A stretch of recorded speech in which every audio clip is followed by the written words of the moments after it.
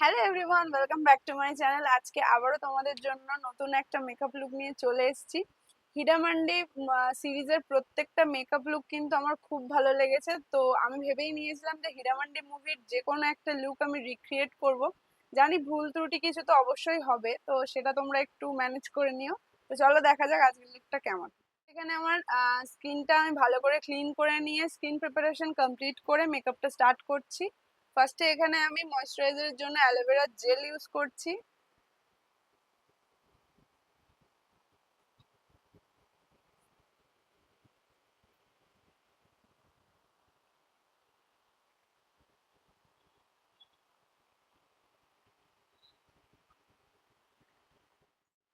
তারপরে এখানে আমি ইউজ করছি ইনসাইডের এই প্রাইমারটা। এটা একটা পোজ মিনিমাইজ প্রাইমার, খুবই ভালো একটা প্রাইমার। তোমাদের যাদের অয়েলি স্কিন আছে বা কম্বিনেশন স্কিন তারা কিন্তু অবশ্যই এটা ইউজ করতে পারো।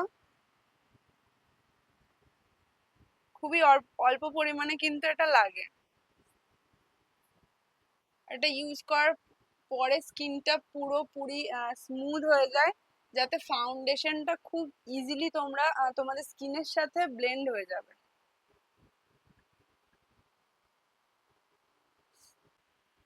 তারপরে এখানে আমি ইউজ করছি নাইকার স্টোভ গ্লো লিকুইড হাইলাইটার। যেহেতু হীরামান্ডি মুভির সিরিজের প্রত্যেকটা মেকআপ লুকই ছিল খুব গর্জিয়াস এবং সিম্পল, তো সিম্পল আর গর্জিয়াস মেকআপ লুক ক্রিয়েট করতে গেলে সবসময় স্টোভ ক্রিম বা লিকুইড হাইলাইটার ইউজ করতে হয়। সেই জন্য এখানে আমি নাইকার এই লিকুইড হাইলাইটারটা ইউজ করছি।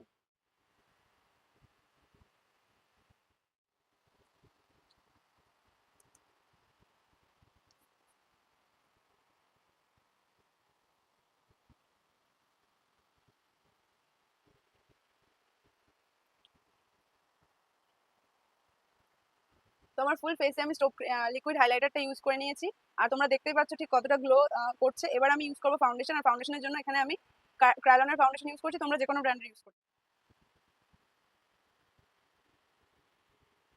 ফাউন্ডেশনটা এখানে একদম লিমিটেড ইউজ করবে, খুব বেশি পরিমাণে ইউজ করবে।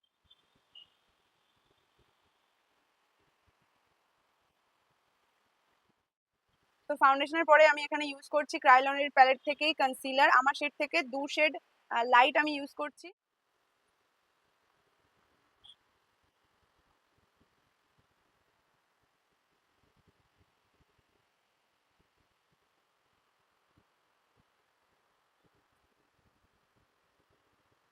তোমরা যে কোনো কম্প্যাক্ট এখানে ইউজ করতে পারো। যখনই তোমরা একটা ডিউই লুক ক্রিয়েট করবে সেক্ষেত্রে লুজ পাউডারটা তোমরা অ্যাভয়েড করার চেষ্টা করবে।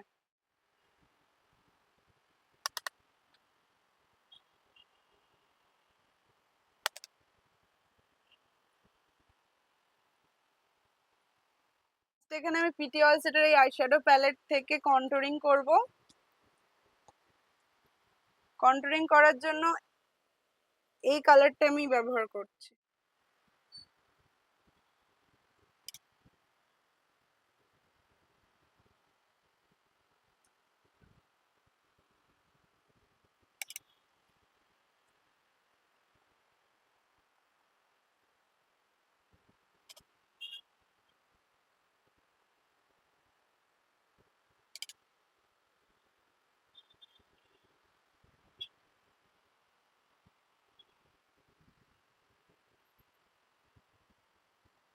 গালের দু সাইডে আর নাকটা হালকা করে এখানে কন্ট্রোল করে নিয়েছি। যেহেতু মেকআপটা একদম লাইট হবে সেই জন্য ব্লাশ, কন্ট্রোল, হাইলাইটার সবকিছু কিন্তু সীমিত পরিমাণেই ব্যবহার করতে হবে।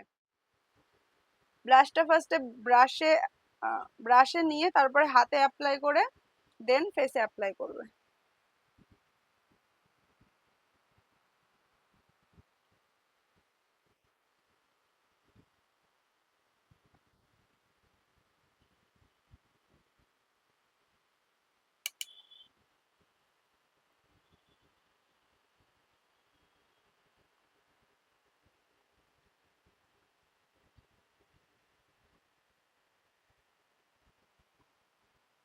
আর আমি আই ম্যাজিকের এই প্যালেটটা থেকে একদম অল্প পরিমাণে পাউডার হাইলাইটার ইউজ করব। আর আজকে আমি এই শেডটা ইউজ করব।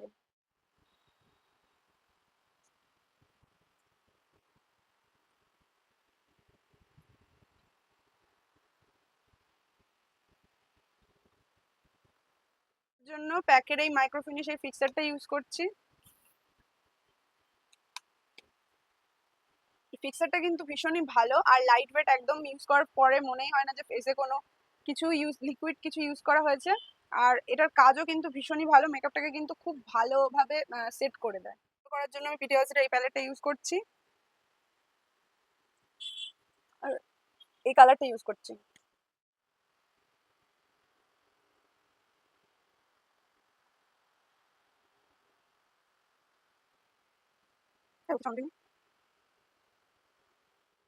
তো এইভাবে আইব্রোটা আমি ফিল করে নিয়ে সামনের দিকে গ্যাপ রেখে ব্রাশটা ভালো করে ক্লিন করার পর সামনের দিকটা হালকা করে কম করলেই কিন্তু আইব্রোটা পুরো ফিল হয়ে যাবে। আর এইভাবে করলে আইব্রোটা পুরো ন্যাচারাল লাগে, সামনের দিকে প্রোডাক্ট ইউজ করলে কিন্তু খুবই বাজে দেখতে লাগে আর আইব্রোটা ন্যাচারাল লাগে না।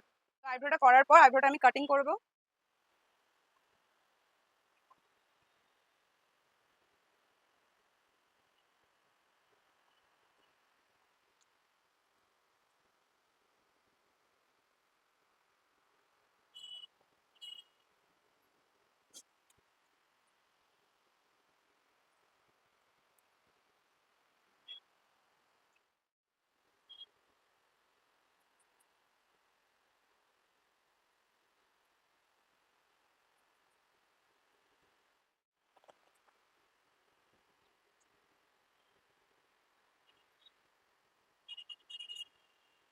এটাকে ইয়েলো কালার দিয়ে স্মাচ করবো হালকাভাবে।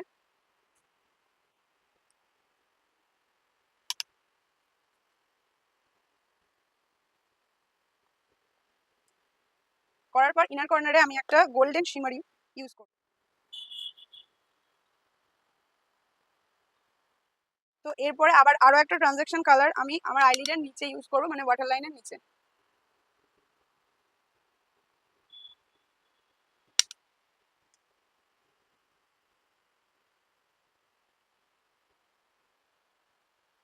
ওয়াটার লাইনের নিচে কোনো রকম ডার্ক কালার ইউজ করব না, শুধুমাত্র এরকম টাইপের ট্রানজাকশন কালারই ইউজ করব। হালকা একটু ইয়েলো কালার এখানে আমি ইউজ করছি।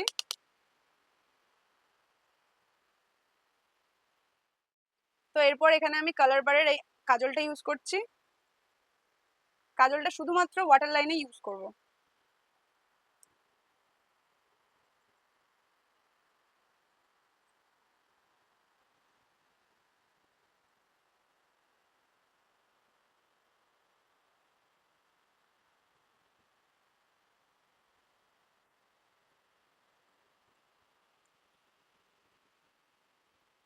তো ওয়াটার লাইনে ইউজ করে নিয়েছি কাজলটা।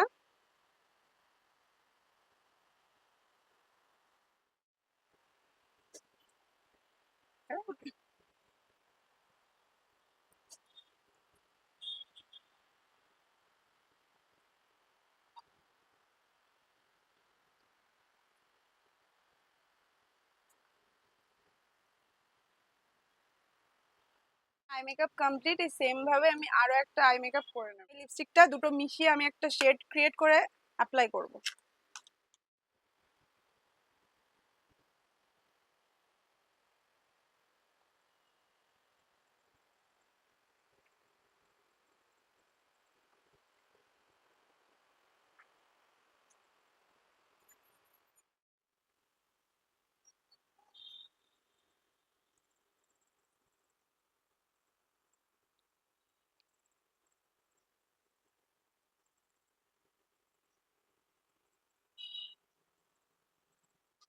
তো লিপস্টিক অ্যাপ্লাই করা হয়ে গেছে, এবার ফুল লুকটা কেমন লাগে সেটাই দেখতে থাকো।